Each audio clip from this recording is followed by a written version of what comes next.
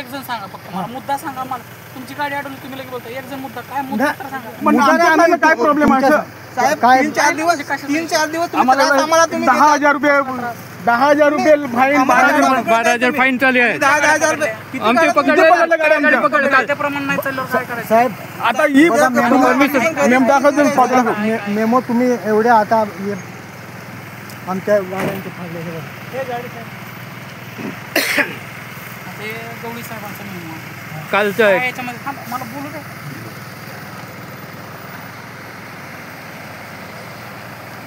हा हे फिटनेसचा मेमो आहे 500 रुपयाचा आता मी आता बोला तुम्ही सर्टिफिकेट नॉट प्रोड्यूस फिटनेस काढणं कोणाचं काम आहे ऐका ना दादा बोलतो ना तुम्ही स्वतः चालत नाही गाडी बरोबर आपल्या मागे जनता असते तुम्ही 4 घरचे माणसं घेऊन जाताय बरोबर आहे मग आपलं फिटनेस काम कुणाचं काम आहे आपलं काम आहे का नाही काम आहे आमचं हा बरं बोलतो ना ही व्यवस्था आमच्या हातात नाही ना की आम्ही इथं ट्रॅक करायचं ते गव्हर्नमेंट प्रोसिजर असते पण इकडेच काय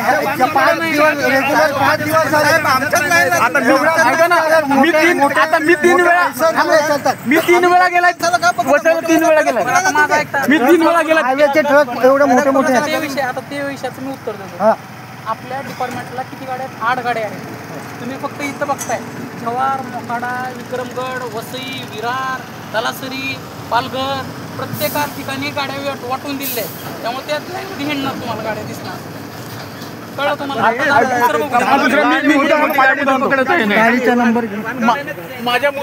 माझा मुद्दा सांगतो मी 3 वेळा विरारला पासिंगला आलो या 13 दिवसापासून पासिंग गाडी तळपत आहे पण माझी गाडी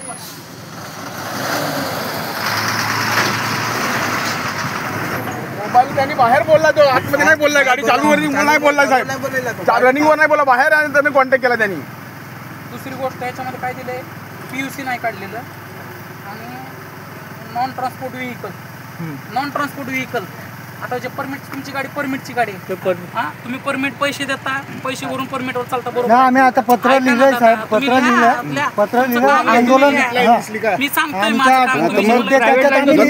चालते ना गाडी जेव्हा आपले साहेब पण प्रायव्हेट गाडी इको चालतात त्यांना काही नाही करत मी काय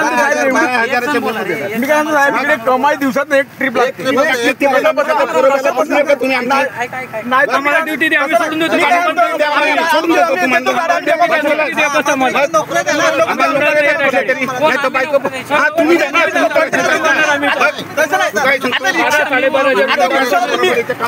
रिक्षाला किती परमिट दिली इकडे आम्हाला किती त्रास आहे रिक्षावाले परमिटवाले आहेत ना तुमची गाडी रिक्षावाले किती ओव्हरसीट फिरतात ओव्हरसीट त्यांना पकडत नाही तुमचा विषय कळला मला आता तोच मुद्दा तुमचा विषय कळला परमिटचा विषय आहे ना मला सांगा परमिटवाल्या गाड्या चालतात नॉन परमिटवाल्या गाड्या चालतात परमिटवाला पैसे देतो फिटनेस करतो PUC करतो इन्शुरन्स करतो सगळं करतो बरोबर आहे विदाउट परमिटवाल्या गाड्यांचा परमिटवाल्यांचं म्हणणं आहे नॉन परमिट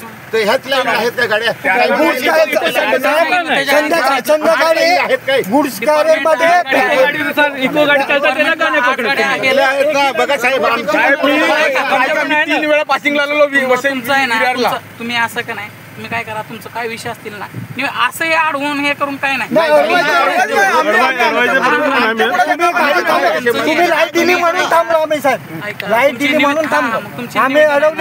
तुमची निवेदन जे आहे ना निवेदन तुमचं द्या ना निवेदन मागण्यात तुम्ही द्या ना आम्ही दिलं आमचे कसं आहे आम्हाला आम्ही पण डहाणू किंवा पालघरला पासिंग द्या ना आम्ही करणार ना काही करू ना मग ते आमच्या साहेब आम्ही एवढ्या लांब येतो ना आम्हाला तुमचा विषय कळला की मला बोलू दे तुमचा विषय तुम्ही इकडे आहे ना हे असं होत नसतं ते ऑफिसला आहे ना ते मोठी प्रोसेस तुम्हाला आधीच पहिलं वाक्यात सांगितलं हे आमच्या हातात नाही की आमची गाडी दिसली अधिकारी मी आता थोडी ह्या रस्ता दिसला की ह्या रस्त्यावरती फिटनेस ट्रॅक करा असं नाही त्याला एक प्रोसिजर आहे त्यासाठी निवेदन द्यावं लागतं तुम्हाला आमदारांनी लिहिलंय आता आमदार साहेबांनी निकोले साहेबांनी कालच पत्र लिहिलं निकोले साहेबांनी आम्हाला त्यांनीच पाठवलं आम्हाला तुम्ही त्या साहेबांशी बोलून घ्या सगळं होणार पालघरला पण होणार आहे गव्हर्नमेंट प्रोसिजर आहे एवढं लांब आम्ही साहेब निकोले साहेबांनी पाठवलं आम्हाला जाऊन विचारा साहेबांचं काय प्रायव्हेट गाडी मान्य आहे तुमचं सगळं मान्य आहे आणि तुमचं जे म्हणताय ना तुम्ही म्हणताय ना ह्याच लाईनला ह्याच लाईनला 8 गाड्या त्याच्या आधी उत्तर दिले. डहाणू लाईनला एवढ्या गाड्या तुम्हाला बघून आम्ही एखाद्यानी ऍक्सिडेंट समज झाला, माणसाची भरलेली गाडी आम्ही पुढे टाकली. साहेब घाबरून एवढे आमचा जीव पण आहे, आम्हाला एवढी माणसं तुम्हाला बघून आम्ही घाबरणार आहे.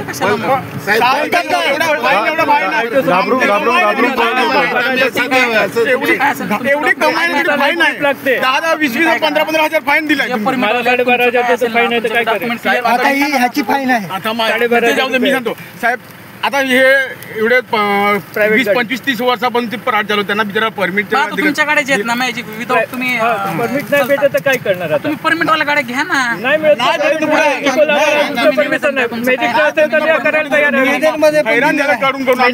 निवेदन द्या ना, आमदार साहेबांनी दिलं म्हणतात. त्याच्यात सगळे मुद्दे जिथे पासिंग नाही करून आम्हाला आता चेसिस नंबर कुठे मागे, आता एवढं साधारण मी देतो.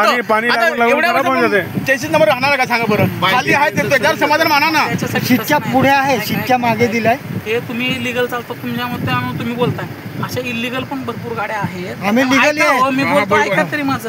तुम्ही तुम्ही बोलले ना की बाबा हे त्याला रिजनल चॅसिस नंबर भेटतो ना. तुम्ही लिगल चालताय म्हणून बोलताय. तुमच्यासारख्या इलिगल चालल्या गाड्या चालतात का सांगा बरं? बाकीच्या गाड्या इनलिगल तर इकडे इको किती चालू आहे? तुम्ही सकाळी या 7च्या दरम्यान किती इको सकाळी 7 वाजता गुड्स कॅरियर मध्ये माणसं भरून ढोरासारखी नेतात. त्यासाठीच असतं. पण आम्ही कसं आहे, तुम्ही परमिट गाडी थांबवली, आमचं कामच आहे ते. आम्ही रस्त्यावर त्यासाठीच. तुम्ही बोलले तुमचं ऐकलं का नाही? मी जवळपास करा तुम्ही, आमच्या पण बघा किती दिले तुम्ही, तुमचं काम आहे ते. पण तुम्ही हे करा, असं गुड्स कॅरियर आले माणसं भरून जातात. तुमचा विषय आहे ना, ठीक आहे. तुम्ही तुमचे निवेदन पण द्या म्हणतोय मी. निवेदन देतो ना उद्या. मेहरबानी करतो की पासिंग तुम्ही जवळ आम्ही कसं मी हैराण स्वतः झाला. मी आज गाडी ऐका, पासिंग ट्रॅकर नाही माझ्या हात नाही, मी लगे इंडिव्हिज्युअल नाही आहे त्याला. पालघर जिल्ह्यातील डहाणू तालुक्यात आरटीओ विभागाकडून रिक्षा व अन्य वाहन चालकांवर दंडात्मक कारवाई करण्यात येत आहे. मात्र याचा आर्थिक फटका वाहन चालकांना बसत असल्याने आमदार विनोद निकोले यांनी याची दखल घेतली आहे. यात्रा काळात अचानक कारवाई सुरू करणे योग्य नाही अशी स्पष्ट भूमिका आमदार निकोले यांनी मांडली. सध्या डहाणू येथे महालक्ष्मी यात्रा सुरू असून या यात्रेला मोठ्या प्रमाणात भाविक गर्दी करत आहे. अशा पार्श्वभूमीवर डहाणू परिसरात आरटीओ विभागाकडून वाहन चालकांवर अचानक कारवाई सुरू करण्यात आली आहे.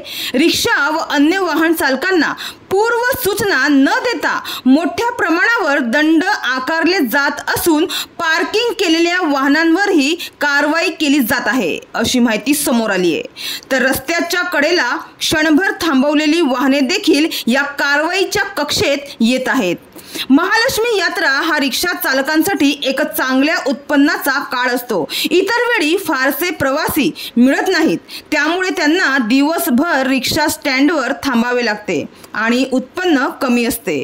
मात्र यात्रा काळात व्यवसाय चांगला चालतो. अशातच आरटीओच्या कारवाईमुळे रिक्षा चालकांची मात्र मोठी अडचण निर्माण झाली आहे. मात्र यात्रा काळात व्यवसाय चांगला चालतो, मात्र अशातच आता आरटीओच्या कारवाईमुळे रिक्षा चालकांना याचा मोठा फटका बसत आहे. तर बऱ्याच रिक्षा चालकांनी आरटीओच्या भीतीने आता रस्त्यावर उतरणे टाळले आहे.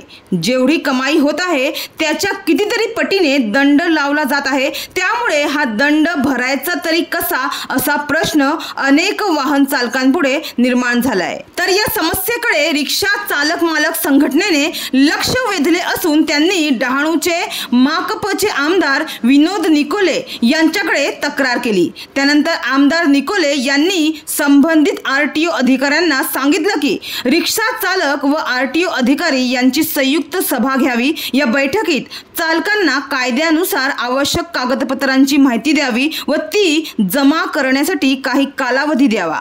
त्यानंतरही कागदपत्रे किंवा परवाने नसतील तरच कारवाई करावी असे निर्देश त्यांनी दिले. तसेच यात्रा काळात अचानक कारवाई सुरू करणे हे योग्य नाही अशी स्पष्ट भूमिका आमदार निकोले यांनी मांडली. यावेळी किसान सभेचे कार्याध्यक्ष चंद्रकांत घोरखना, कमलेश राबळ, कुशल राऊत, आरटीओ अधिकारी तसेच रिक्षा चालक मालक संघटनेचे प्रतिनिधी आणि डहाणू पोलीस ठाण्याचे अधिकारी उपस्थित होते. डहाणूवरून कल्पेश दळवी, विकास समाचार.